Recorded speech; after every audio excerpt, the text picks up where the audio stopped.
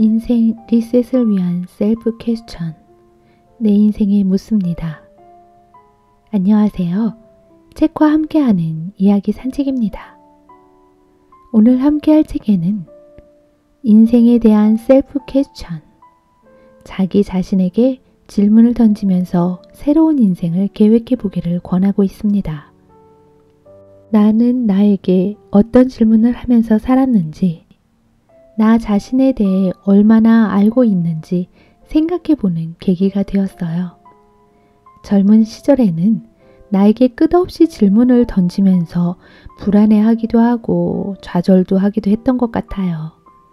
그러면서 사고가 점점 확장됐던 것 아닌가 하는 생각이 드네요. 그 당시에는 난 어떤 사람인지, 왜 지금 이러고 있는지 다양한 질문들 속에서 혼란스럽기도 했지만 어느 정도 나이가 들고 난 지금은 난 누구인지 명확하지만 또 다른 불안감이 들기도 하는데 저자는 이야기합니다. 조급해하지 마라. 조급함이 가장 큰 적이다. 절망도 하지 마라. 괜찮다. 늘 그랬듯 당신은 결국엔 길을 찾을 것이고 다시 나아갈 것이다. 라는 말을 하고 있네요. 정말 와 닿는 부분인 것 같아요. 인생이란 큰 그림을 보면 아직도 난 이런 생각에 머무르는데 짧게 보면 항상 이젠 안 돼 라는 생각이 들 때쯤 결국 길을 찾아 나의 길을 가게 되었던 경험들이 많이 떠오르더라고요. 그래서 너무 멀리 보기보단 지금 내가 가야 하는 앞에 놓인 길에 집중하며 불안감을 버리는 것이 필요하겠다는 생각이 들었습니다. 완전한 종착지는 죽음뿐이다 라는 말에 동감하며 그것을 위해 다급한 마음으로 인생의 종착지를 찾아가고 있었던 것이 아니라면 과정을 즐겨야 하는구나 라는 생각이 들며 갑자기 호흡을 고르게 되는 느낌이랄까? 질문이 우리를 성장시키는구나 라는 생각을 하며 다양한 질문으로 안내를 해주고 있는 오늘의 책, 내 인생에 묻습니다와 이야기 산책을 떠나보려 합니다. 여러분들도 책과 함께하는 이야기 산책을 떠나볼까요? 내 인생에 묻습니다. 지은이 투에고, 편행곳, 한국경제신문. 열심히 살았는데 아직도 선명하게 그려지는 미래가 없어요. 그냥 이대로 가도 괜찮은 걸까요? 삶이 정처 없이 흘러가는 것 같아 너무 불안해요. 당신의 목적지는 어디인가? 그런데 이 불안의 근원은 어디에 있는 걸까요? 이유를 모르겠어서 더 불안해요. 불안은 내면의 사이렌, 그 이유를 찾다 보면 새로운 답을 찾을 수 있을지 모른다. 언젠가부터 내가 나를 모르겠고 어떻게 살고 싶은지, 내가 무엇을 좋아하는지도 잘 모르겠어요. 중요한 것은 당신은 누구이고 어떤 사람이 되고 싶고 누구와 삶을 함께하고 싶은가이다. 인생이라는 바다에는 두 가지 길이 있다. 정해진 항로로 가는 법, 길을 만들면서 가는 법.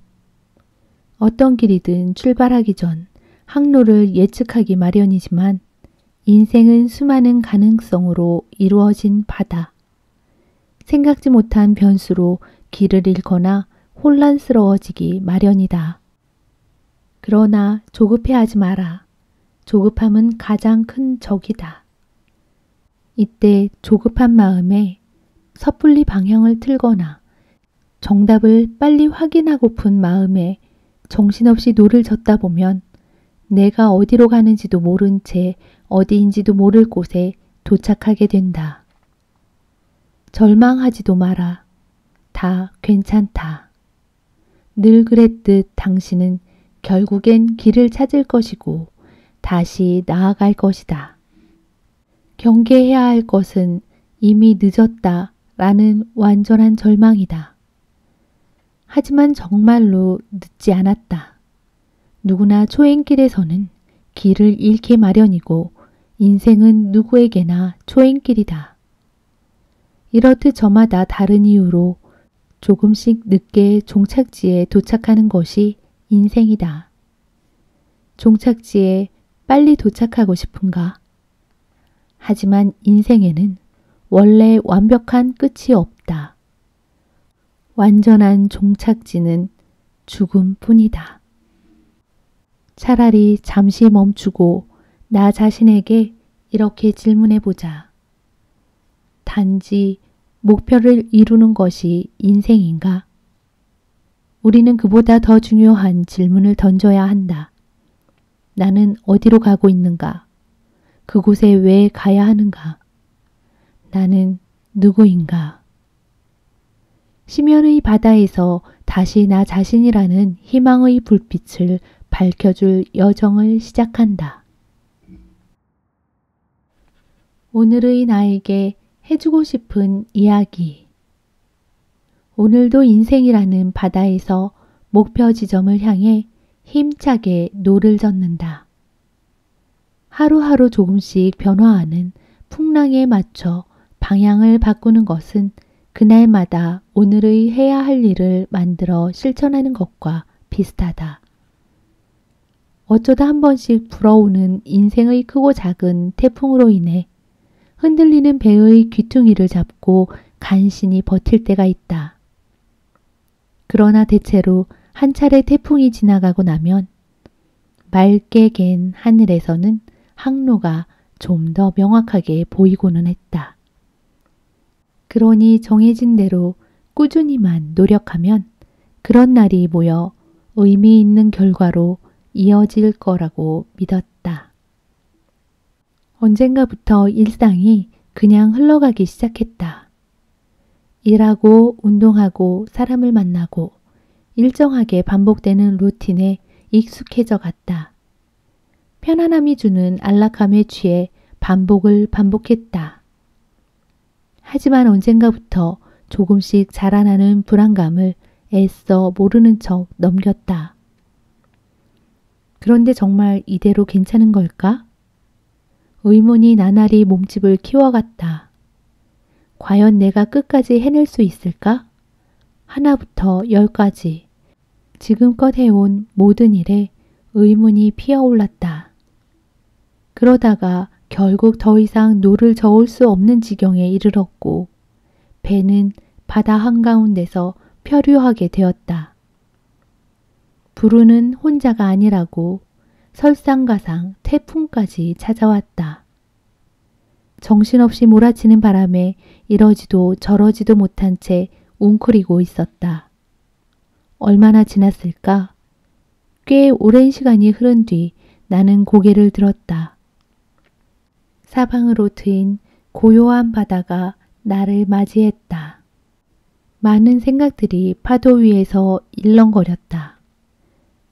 그동안 너무 앞만 보고 달려왔다.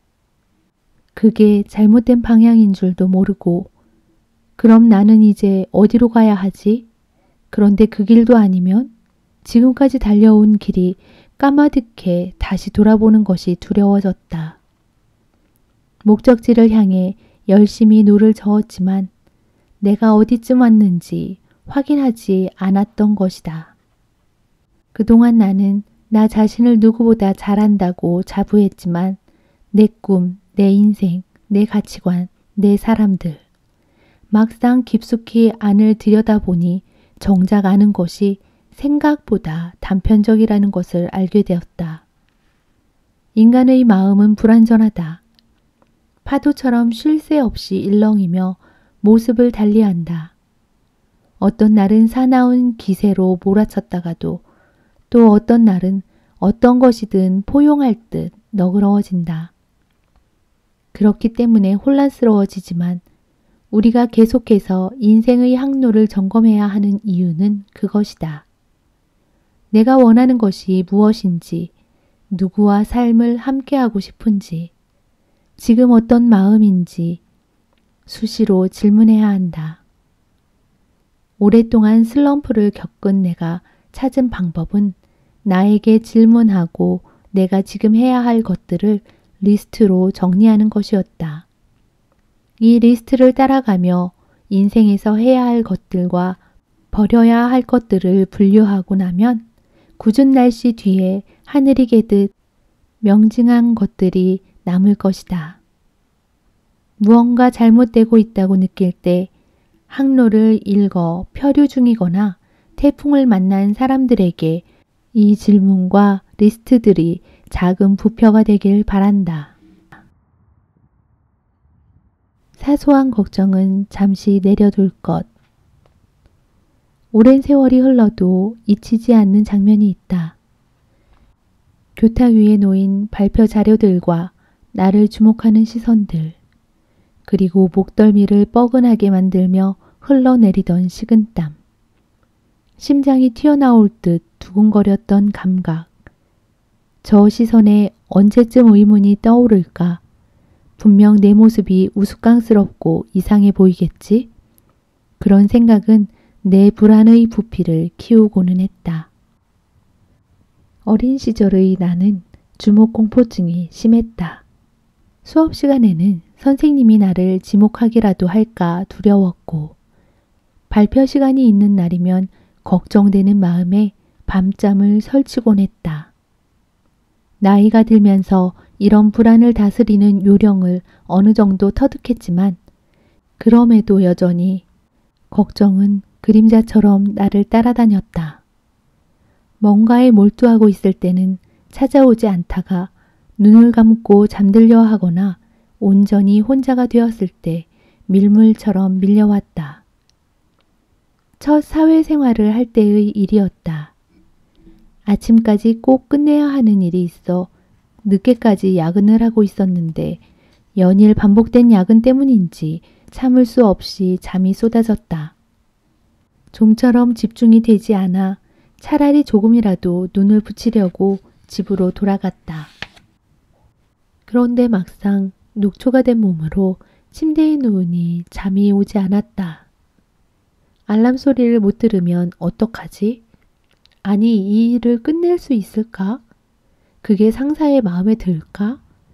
자그마한 걱정이 꼬리에 꼬리를 물기 시작하더니 어느새 거대해진 몸집으로 나를 짓눌러 왔다.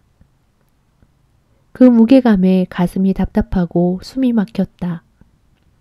어떻게든 잠을 자려고 억지로 눈을 감아 보았지만 헛수고였다. 그렇게 다음 날 아침이 되었을 때는 걱정할 기력조차 없을 정도로 피곤해졌다. 걱정이 계속되자 당면한 일과는 상관없는 온갖 걱정들까지 하나둘 떠오르기 시작하더니 결국 뜬 눈으로 밤을 새우게 된 것이다. 걱정하던 일은 일어났을까? 결론부터 말하자면 아무 일도 일어나지 않았다. 알람 소리를 듣지 못해 지각하는 일은 없었고 시간에 맞춰 일을 끝냈으며 결과물을 확인한 상사는 수고했다고 말했다. 며칠이 지나자 그런 걱정을 했었다는 사실조차 잊게 되었지만 또 다른 걱정거리가 그 자리를 밀어내고 들어와 있었다. 심리학자 어니 젤린스키는 우리가 하는 걱정의 40%는 절대로 일어나지 않는 일들이며 30%는 과거에 이미 일어났던 일들, 22%는 사소한 일들, 4%는 자신의 힘으로 바꿀 수 없는 일들, 나머지 4%야말로 진짜로 걱정해야 하는 일들이라고 말한다. 그 말에 따르면 무려 96%가 하지 않아도 될 쓸데없는 걱정이라는 것이다. 물론 사람마다 정도의 차이는 있겠으나 여태껏 해왔던 무수한 걱정들을 돌이켜보면 내가 갖고 있었던 불안의 크기나 무게감과는 달리 그때는 왜 그런 것들까지 걱정했을까 싶을 정도로 인생에 있어서는 사소한 일들에 불과했다.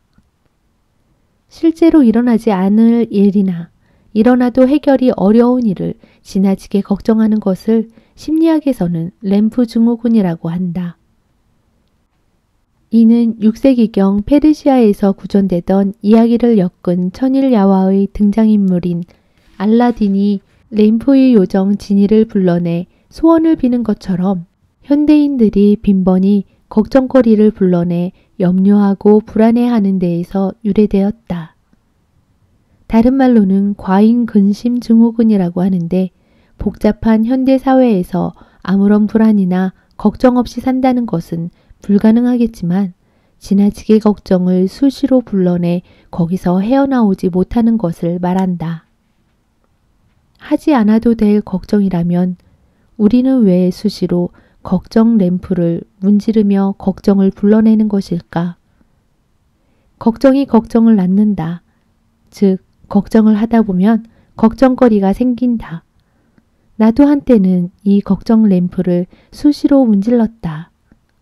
막연히 잘 될 것이라며 대책 없이 낙관하다가 상황이 악화되어 크게 고생을 한 다음부터였다. 다시는 그런 실패를 겪고 싶지 않은 마음에 어떤 일이든 만약이라는 가정으로 수많은 경우의 수를 떠올려 보는 습관이 생겼다. 걱정하는 실제로 일어났을 경우 마음의 준비를 할 수 있어서 좋았지만 연일 모든 경우의 수에 관한 걱정이 이어지다 보니 몹시 피곤하고 예민해졌다. 그러다 보니 그 걱정에 대한 걱정은 어떻게 하면 지혜롭게 중간 지점을 찾을 수 있을까에 대한 걱정으로까지 이어졌다. 이에 대해 데일 카네기는 자신의 저서 데일 카네기의 자기관리론에서 월리스 캐리어의 말을 인용했는데 그 방법이 실제로 많은 도움이 되었다. 일어날 수 있는 최악의 일은 무엇인가? 두서없이 사소한 걱정들을 여러 개 늘어놓기보다 내게 일어날 수 있는 최악의 상황을 시뮬레이션 해본다. 거기서 받아들여야 할 것은 받아들인 후 머릿속으로 그 문제를 해결할 방법을 찾아본다. 가만히 생각하다 보면 걱정을 많이 하는 것과 문제 해결은 아무런 관련이 없음을 깨닫게 된다.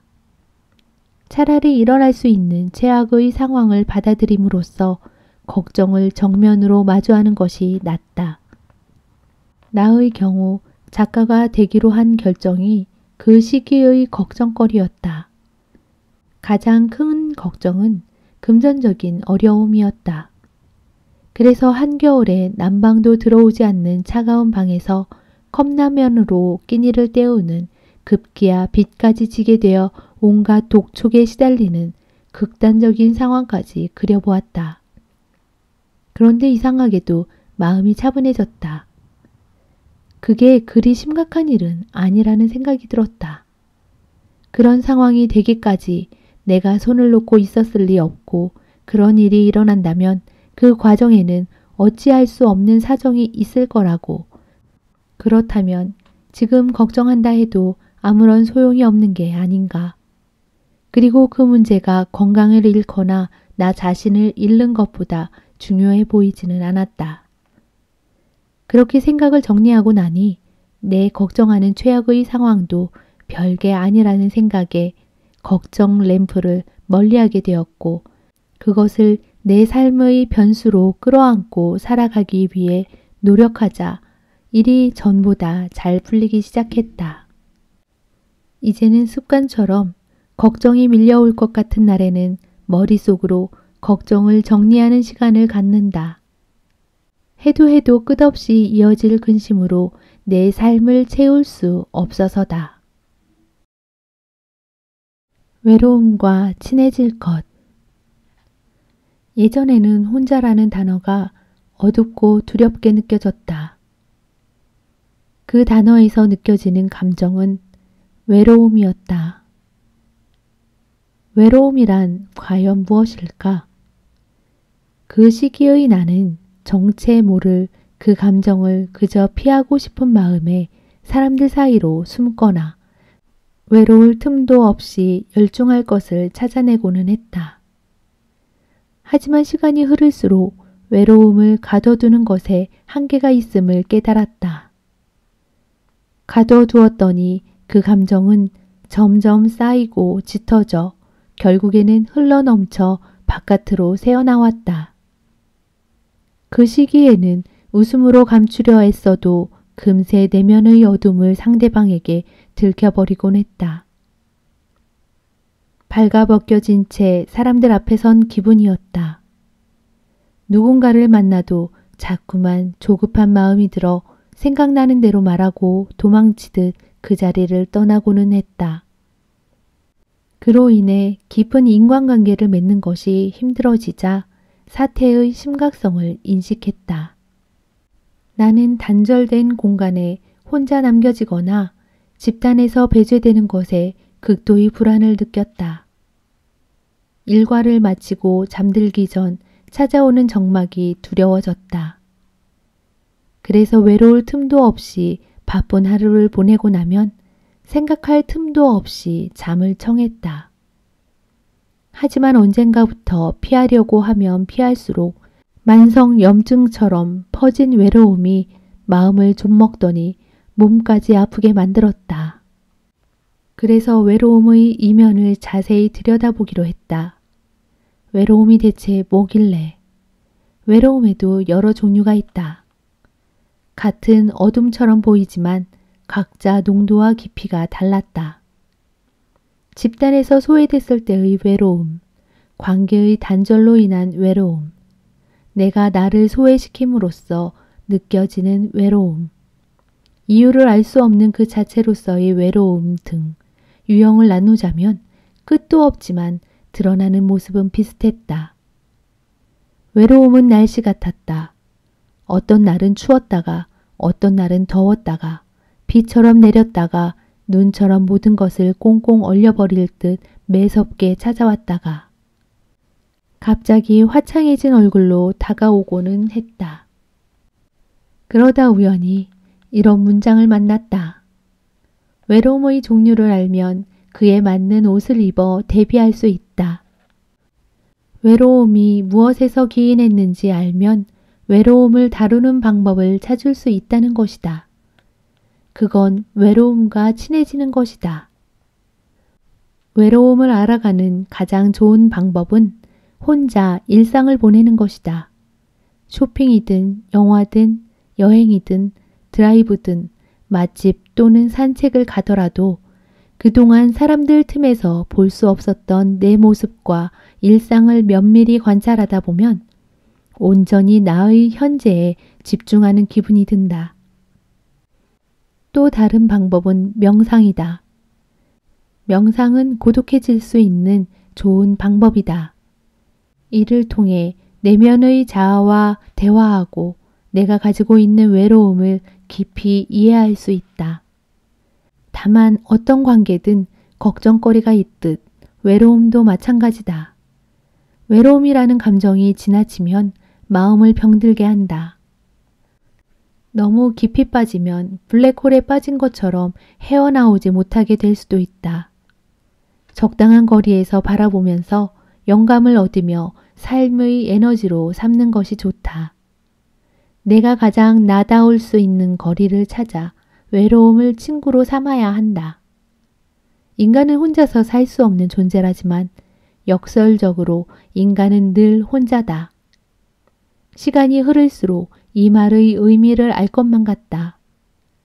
내 안에서 수시로 피어오르는 슬픔과 분노, 그리고 우울감까지도 결국은 내 안에서 일어나는 작용이며 제 아무리 고독을 피하려 타인과 맞붙어 보아도 결국 잠이 드는 순간 무의식의 세계에서는 혼자가 된다. 삶이란 메울 수 없는 공허함을 각자의 방식대로 채우는 여정이라던가. 그러니 외로움과 친해진다는 것은 곧 자기 자신과 친해지는 일이다. 내 인생에 묻습니다. 저자는 받은 것은 아주 작은 것이라도 되돌려 줄 것이라고 말합니다. 내용은 제 예측과 조금 달랐습니다. 호의에는 호의로, 무례함에는 단호함으로 받은 것들은 조금씩이라도 돌려주어야 한다고 말하고 있습니다. 내용을 간단히 보면 인간관계는 일방적일 수 없는 것이죠. 상호주의적인 특성을 가진 관계에서 긍정적 감정은 긍정적인 감정으로, 부정적인 감정은 부정적인 감정으로 돌려주고자 하는 마음이 생기기 때문에 갚지 못하면 마음에 크게 또는 작게 남는다는 겁니다. 누구보다 나 자신이 되어라 라고 저자는 말합니다. 다른 사람의 인생을 살지 않고 나로서 살아가려면 나의 마음속에서 이야기하는 것에 집중하고 계속 질문을 던져본다면 좀 더 좋은 답을 찾아가게 되는 과정들을 만나게 될 것이라는 생각을 해봅니다. 이 시간을 함께 해주시는 분들도 함께 나 자신에게 어떤 질문을 던지고 싶은지 또는 과거의 나, 미래의 나에게 어떤 질문을 하고 싶은지 잠시라도 글로 기록해 보신다면 좋은 시간이 될 수 있을 것이라는 생각이 드네요. 지금까지 이야기 산책과 함께 해주셔서 감사합니다. 구독, 좋아요, 알림 설정은 영상 제작에 큰 힘이 됩니다.